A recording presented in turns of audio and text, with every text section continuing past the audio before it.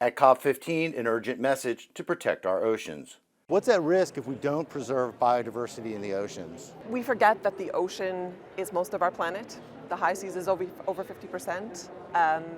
The ocean itself is over 70%.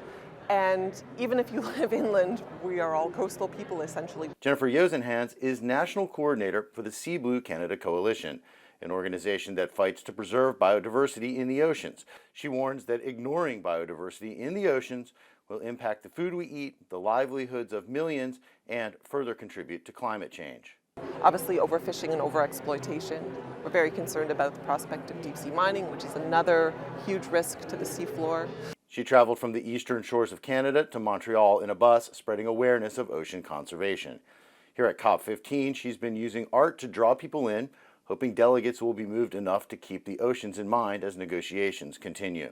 They're fascinated by these animals, and to magnify them, or in this case to shrink them to make them real, is a way for us to bring the ocean to people who maybe don't live on the coast.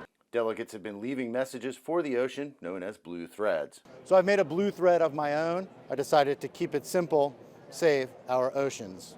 And I add it to the growing chorus of other messages. And really what we're saying with the blue thread is that we need to bring the ocean into the room regardless of where we are, whether it's negotiations at COP, whether it's in our everyday lives, and just to make sure that the ocean, which is so intangible for so many people, is always taken into account when it comes to these international agreements and when it comes to our daily lives. Spellman, CGTN, Montreal.